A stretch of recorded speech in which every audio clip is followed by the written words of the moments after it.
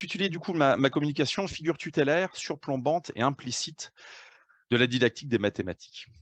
Dans le cadre de cette journée d'études, j'ai souhaité revenir sur les figures inspirantes de la didactique des mathématiques, dans le sens où, pour reprendre la définition du Littré, elles font naître dans le cœur ou l'esprit un mouvement.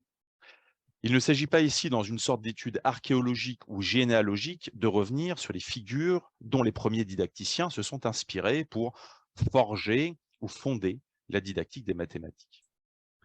On pourrait par exemple citer Comenius ou Piaget, dont le rôle a été fondateur pour l'émergence de ce champ de recherche. En fait, j'ai pris au sens littéral cette journée d'études en soumettant à l'étude, justement, les figures mobilisées implicitement ou explicitement dans les travaux des didacticiens des mathématiques. Il est donc plus question ici de s'intéresser aux figures inspirantes par le biais des références mobilisées dans les recherches. Pour le dire autrement, quelles sont les théories et les chercheurs associés à partir desquels les didacticiens des mathématiques fondent leurs travaux et qui ont-ils en tête lorsqu'ils étudient les phénomènes d'enseignement, d'apprentissage des mathématiques? Alors, je précise tout de suite une définition de la didactique des mathématiques, donc qui est tirée de Hartig et Douady. La didactique des mathématiques étudie les processus de transmission et d'acquisition des différents contenus de cette science, particulièrement en situation scolaire et universitaire. Elle se propose de décrire et d'expliquer les phénomènes relatifs au rapport entre son enseignement et son apprentissage. Elle ne se réduit pas à chercher une bonne manière d'enseigner une notion fixée, et ce, même si elle espère à terme être capable de fournir des résultats permettant d'améliorer le fonctionnement de l'enseignement. Il s'agit donc, pour la didactique des mathématiques, d'étudier les phénomènes d'enseignement, d'apprentissage par le prisme des contenus mathématiques en ce qu'ils ont de spécifique. Par exemple, pour l'enseignement apprentissage des fractions, n'engagent pas la même chose, sont différents et différents de l'enseignement apprentissage des décimaux. Alors, pour revenir à ma question initiale, du coup, donc, je répète ma question, pardon. Quelles sont les théories et les chercheurs associés à partir desquels les didacticiens des mathématiques fondent leurs travaux? Alors, la question qui s'inscrit en filigrane de cette présentation est celle du poids de certaines figures dans un champ de recherche, notamment celles qui ont participé à sa constitution et qui deviennent des figures inspirantes, dans le sens où elles impriment un mouvement, pour reprendre la définition du Littré, et qui prennent la place, ou à qui les chercheurs assignent la place, en quelque sorte, de figures tutélaires, envisagées alors comme incarnation spécifique d'un héritage culturel et presque spirituel, et qui donnent lieu à des processus variés d'appropriation et de transmission. Afin de mieux rendre compte de la démarche dans laquelle je m'inscris, j'éloigne un peu la focale et je précise que cette communication se veut un apport pour penser ce que permet, sans doute, mais aussi ce que ne permet pas ce que ne permettent pas, pardon, les figures inspirantes. Les limites à la réflexion, à l'accueil du nouveau, à la pensée créatrice qu'elles posent. L'étude présentée aujourd'hui est menée dans le cadre d'une réflexion plus globale sur la façon dont la didactique des mathématiques pense l'enseignement mathématique dans la filière professionnelle. Dans quelle mesure ces figures tutélaires, parce qu'elles ont tracé les premiers sillons, parce qu'elles font référence, sans doute révérence, permettent ou pas d'explorer de nouveaux terrains, de nouveaux espaces, avec une pensée renouvelée, ou du moins critique. Le travail a été effectué à partir d'un repérage des cadres théoriques mobilisés dans des articles de didactique publiés principalement dans les thèses, les ouvrages, les revues, notamment spécifiques à la didactique des mathématiques. Les annales de didactique et de sciences cognitives, la revue didactique des mathématiques, des revues interfaces comme Grand N ou Petit X. Alors, ceci étant dit, quelques précautions doivent être posées. La première est que le travail n'a pas fait l'objet d'un repérage systématique. La réflexion est fondée sur une lecture indiciaire de revues et d'ouvrages, de thèses, ainsi que des éléments apportés notamment par Éric Roditi, didacticien des maths, qui était président de la section 26 d'IDA des maths, lors d'une journée d'études intitulée Publié en didactique qui s'est tenue en novembre. Il faudrait rendre le relevé bien sûr plus exhaustif, et notamment en s'appuyant sur d'autres revues, comme Repère IREM, d'autres revues de didactique ou généralistes en sciences de l'éducation, mais aussi par un travail plus fourni sur les thèses. Il s'agit donc d'une étude, d'une réflexion en cours, fondée sur un réseau d'indices ou de données concordantes, mais qui mériterait d'être assurée par une démarche plus approfondie. Je précise tout de même que mon propos s'appuie aussi sur un ensemble d'écrits de recherche qui vise à étudier les cadres avec lesquels est pensé l'enseignement mathématique dans la filière professionnelle scolarisée. Et notamment, un chapitre à paraître et une communication à venir sur la façon dont la didactique des maths a traité la réforme des mathématiques modernes. La deuxième précaution est que je ne me suis pas tout à fait contenté de repérer les cadres mobilisés. C'est-à-dire que j'ai étendu la lecture et la réflexion à qui les didacticiens ont en tête lorsqu'ils étudient les phénomènes d'enseignement-apprentissage des mathématiques. C'est-à-dire que je me suis aussi attaché à repérer les figures mobilisées implicitement par les chercheurs. Enfin, vous l'avez compris, il s'agit d'une étude, et les termes figures inspirantes, tutélaires, révérentes, etc., subissent parfois quelques flottements. J'essaye de résorber, mais il en reste. Une des idées qui est au cœur est bien de saisir, au travers ces grandes figures, la structuration théorique de cette didactique et par incidence, poser la question de ce que l'on fait de ces grandes figures en didactique. Suivre les traces, marcher dans les pas, continuer le sillon tracé, s'en inspirer pour tracer le sien, etc.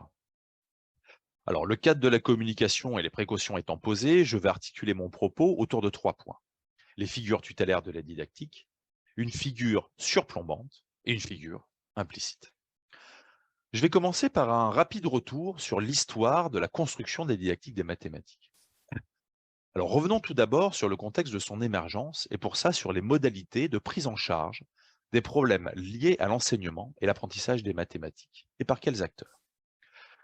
Comme le note Dorier en 2014, les problèmes liés à l'enseignement des mathématiques ont, depuis longtemps, intéressé les mathématiciens à l'échelle internationale. En effet, c'est en 1908, lors du 4e congrès international des mathématiciens, que la création de la Commission internationale pour l'enseignement des mathématiques est décidée.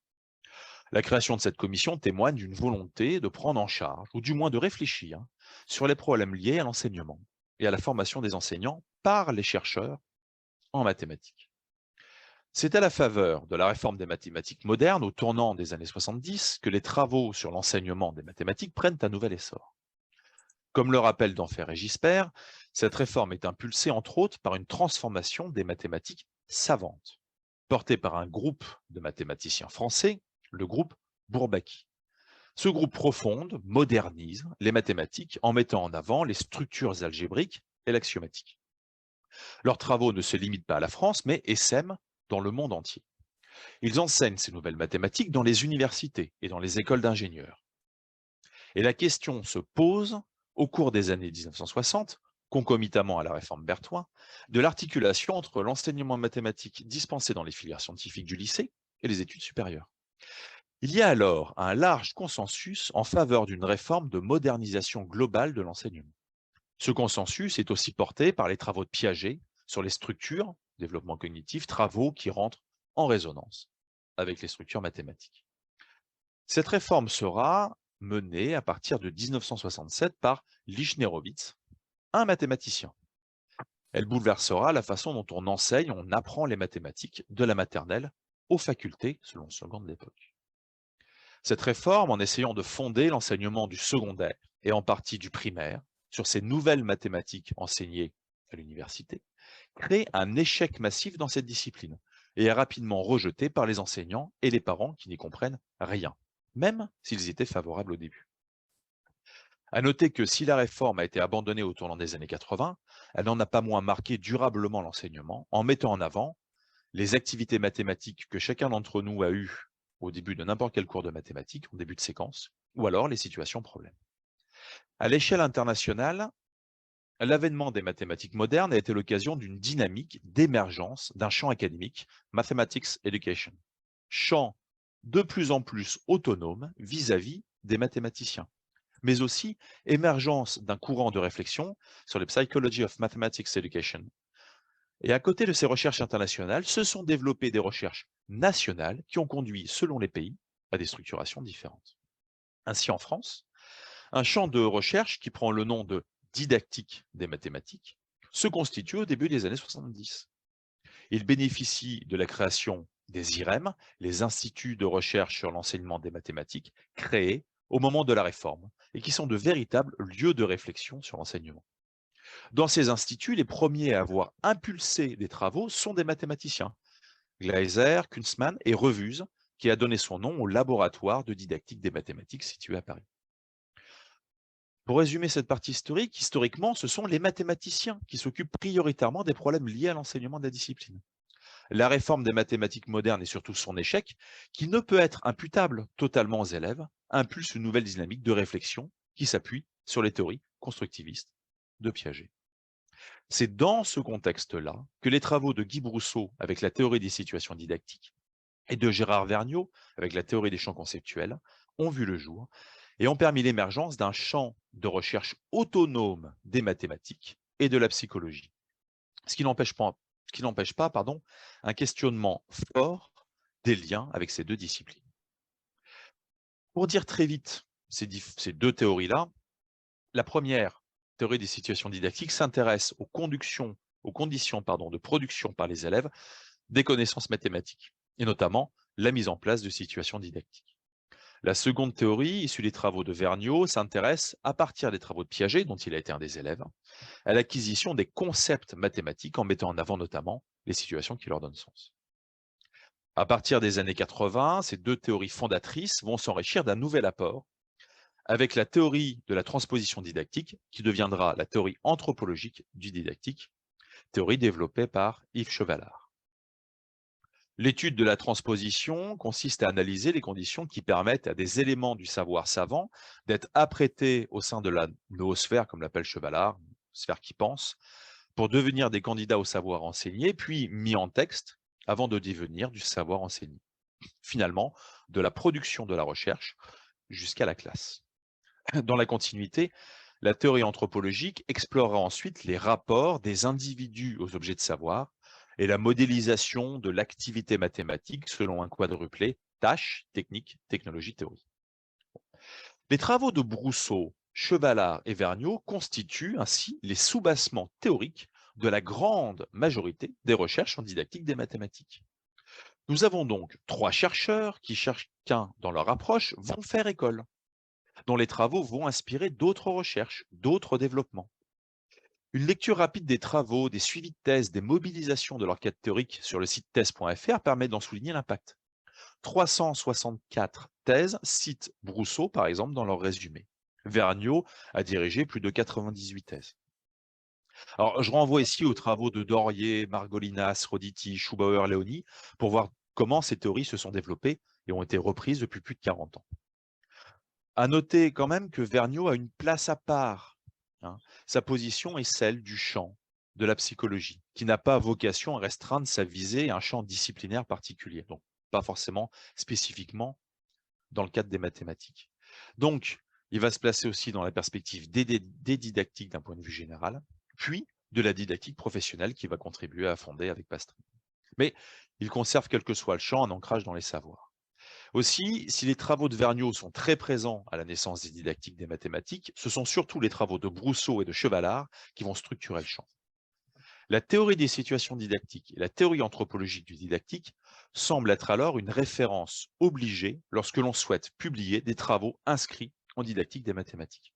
C'est-à-dire que, j'en fais référence ici aux propos de Roditi lors de la journée sur Publier en didactique, lorsque l'on souhaite publier les travaux inscrits en didactique des mathématiques, dans la revue Recherche en didactique des mathématiques, qui est la revue référente, ça semble compliqué si l'on ne s'inscrit pas dans un des deux courants théoriques, si l'on ne fait pas référence à l'un de ces deux auteurs, qui prennent place, du coup, à mon sens, comme des figures tutélaires de la didactique des maths. Ceci étant posé, j'en viens à mon deuxième point. Le rapide détour historique et la présentation succincte des théories amènent à considérer une autre référence mobilisée implicitement dans les théories et par la suite par les didacticiens.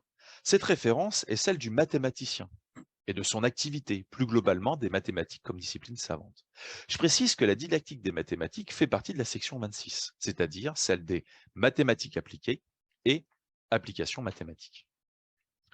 Alors, tout d'abord, la partie historique a permis de mettre en avant fortement le rôle des mathématiciens, à la fois au moment de la réforme, mais aussi dans les réflexions sur l'enseignement.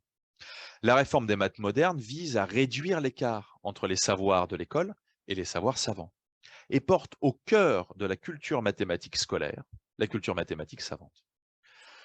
Dans les premières publications sur cette théorie de la transposition didactique, Chevalard met comme savoir de référence pour la discipline scolaire les savoirs savants. Tafignot parle même en 93 de loi des contenus.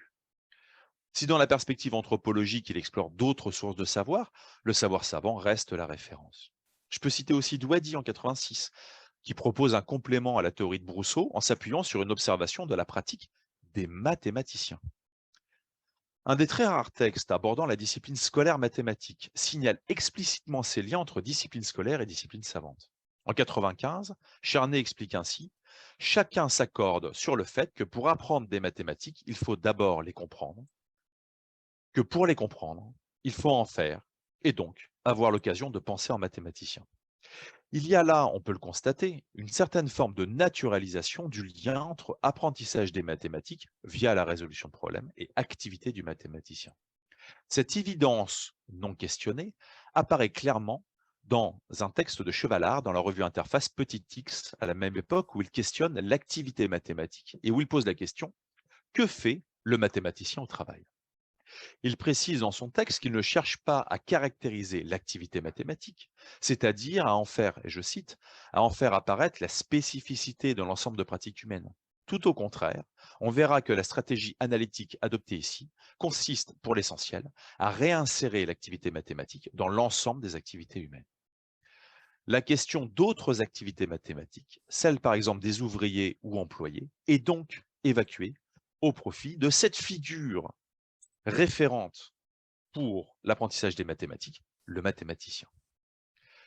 Donc, cette figure est ainsi omniprésente, posée comme en surplomb de toute réflexion didactique. Faire des mathématiques, apprendre des mathématiques, c'est faire, comme le mathématicien. Ce deuxième point me conduit naturellement à mon troisième, qui est celle de l'élève, figure centrale au même titre que les contenus ou l'enseignant dans le système didactique. En 2014, Roditi et Ayala notent qu'en didactique des maths, les chercheurs considèrent l'enfant en sujet enseigné. Concernant l'apprentissage, dans le sillage de l'épistémologie génétique piagétienne et les travaux de Vergniaud, les didacticiens des mathématiques adoptent une position théorique de l'élève, à la fois constructiviste et interactionniste. Ainsi, dans certaines recherches, la plupart pourrait-on dire, l'élève peut être considéré au sens générique et ne jamais être considéré comme un acteur ayant des finalités, des motifs, des motivations propres qui peuvent être sans lien avec les règles du jeu didactique. Plus fondamentalement, le contexte qui entoure l'émergence de la didactique des mathématiques, c'est-à-dire notamment la réforme des mathématiques modernes, transforme durablement les références au sujet auquel est destiné l'enseignement. En effet, elle vise la formation d'un élève mathématicien capable de résoudre des problèmes, qu'ils soient mathématiques ou concrets, grâce à une compréhension fine des théories. C'est alors à cette figure implicite que semblent se référer les didacticiens lorsqu'ils parlent d'enseignement, et peu de travaux tentent d'y échapper. On peut citer la thèse de Grugeon en 95, mais c'est relativement rare. Pour conclure, je reprendrai dans un premier temps les points saillants de l'analyse. Le champ de la didactique des mathématiques est en quelque sorte structuré autour de deux grandes figures tutélaires qui ont développé leur théorie, autour d'une figure que j'ai qualifiée de surplombante, celle du mathématicien, en faisant référence à son activité, à la culture mathématique savante qu'il contribue à créer. La figure de l'élève, pensée implicitement comme un petit scientifique, voire futur mathématicien, semble alors au cœur de la réflexion didactique. Mais est-ce que de telles perspectives ne limitent pas la réflexion? Qu'en est-il de la culture mathématique dispensée par exemple dans la filière professionnelle? Comment est pensé l'enseignement mathématique que les élèves reçoivent à l'atelier ou en technologie? Si je reviens à mon problème central, celui de l'enseignement des mathématiques dans la formation professionnelle scolarisée.